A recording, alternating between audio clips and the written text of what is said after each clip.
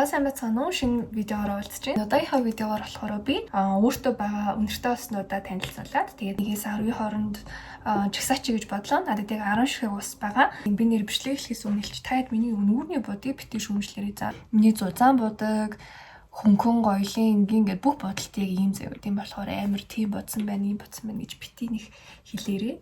За юу. Айгүй олон жил ингэж бодож байгаа болохоор угаасаа засахаасаа өнгөрсөн. Бичлэгэндээ орцгоё. Та яд бичлэгээ үзэхээс өмнө сайхан лайк дараад subscribe хийжээрэй.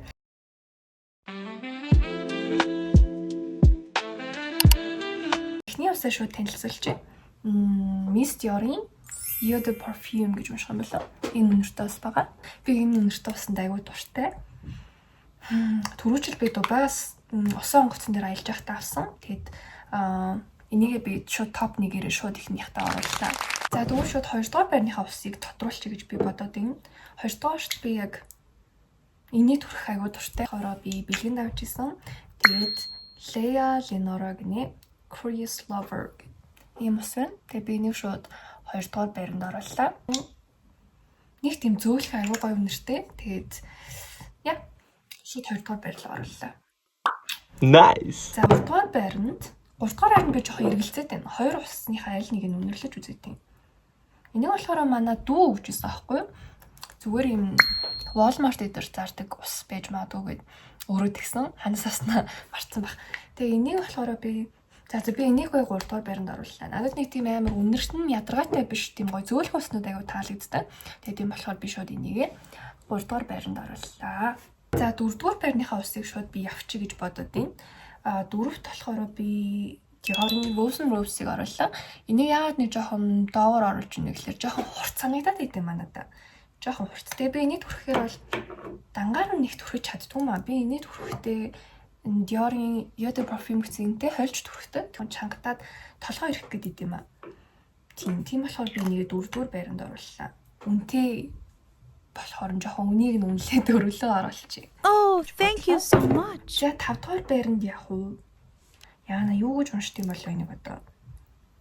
Guerlain гэх юм бол энд нэр нь харагдаж байна уу? Энд ингээ нэр нь уул харагдаж байгаа байхгүй юу? За энэ болохоор миний найрамдлын дурсамжийг сэргээдэг үнэртэй бас байгаа. Жил болгоо найрамдал явдаг байсан. Өвлийн амралтаар сургуулийн хөтөлбөрт сургуулаар явцдаг байсан. Тэгээд тэнцээ би энийг түрхдэг байсан. Тэгээд охидуудын өрөөнөөс нэг муухай үнэртэй. Тэгээд үнэртэй устай хүн байна уу гэд би амартаж гэсэн өрөөндөө энийг түрхчихсэн.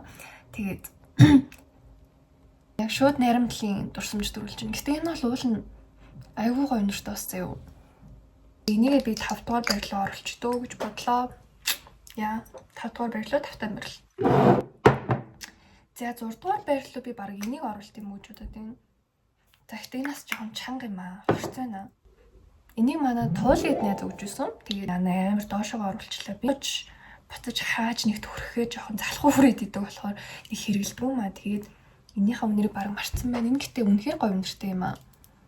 Нэр нь одоо юу юм бол ямар ч тааш гэсэн ийм үнэртэй уснууд угаасаа айгүй хөөрхөн штэ яг нас айгүй гоё. Тэгээ би энийг өрөөсөө 5 дугаар байрлал би энийг орууллаа. Тэгээд энийгээ 6 руу оруулчих гэж бодлоо. 7 дугаар байрны усаа тодруулъя. За 7-д болохоор энийг оруулчих дөө. Энэ юу нөө Narciso Rodriguez яа мэдгүй энэ үнэртэй усны нэрнүүдийг дуудахад үнэхээр хэцүү юм аа. Тиймэрхүү ч гэсэн энэ усаа би 7 дугаар байрлал оруулчих гэж бодлоо. Тэгээд энэний үнэр нэг тийм жоохон хурц санагдаад байдаг маа. Би тэг өөрөө жоохон хурц үнэртэй уснуу жоохон төрөж чаддаггүй байхгүй юу. Тэг яана та гэдэм бас амар гоё үнэртэй ус гэж боддог ус нь байх үедээ. Тэг хүн угаасаа үнэртэх мэдрэмж өөр юм чинь тэгээд гоё ойлгож хүлээж аваарай. За 8 руу би одоо аргагүй ирэхэд энийг оруулъя. Тэгээд Gareгийн ийм ус байна. Тэгээд 8 дугаар байрлал руу орлоо. Яа энэ бүр онгоохот амар хэцүү нэг Америкт байдаг. Яана би энийг бүр ингээ онгойлох болгондоо хасгачаад идэг зөв ингээ салгалж татах шугасаа онгойлоход надад амар хэцүү яагаад идэв. Жохон түрхэд үзчих. Ингээд жоохон буруу хадгалсан юм амартай ч гэсэн нэг тийм гоё бол үнэртэхгүй байна. За 9 рүү болохоор би энэ бас Bulgari гэсэн шүү дээ. Ээж нэг надад өгч ирсэн. Нөгөө онгоцонд нисгэд мэдхгүй нэг first class-аар илүү business class-аар нисгээд юм Булгаригийн гарны тос иймэрхүү ус мус юм өгсөн гэсэн. Тэгээ би энийг үс рүү орууллаа. Тэгээ дүндэр нэгт таалагддгүй. Тэгээ арга би нэг хаанаас яаж яваад над дээр ирсэн гэдгийг өстө мэдэхгүй байна.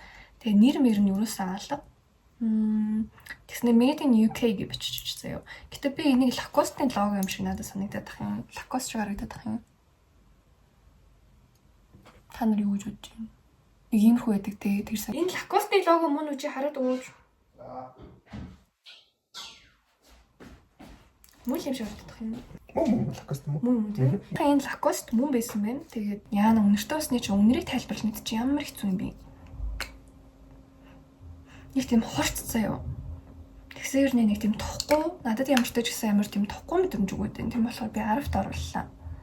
Энийг миний бичлэгийг үзэж байгаа. Тэгээд таньдаг найзууд маань таад энэ усыг гоё гэж боддог найз маань байвал надаас аваарай. Гэр зүгээр ингэ байж хаар. Тэ аваарай. За тийм байна. Тэгээд хүн болгоны үнэрлэх мэдрэмж өөр болохоор таад энэ дуртай усыг бас доор оруулсан бол sorry. Тэгээд бичлэгээ сайхан цаг гаргаад үзсэн баярлалаа.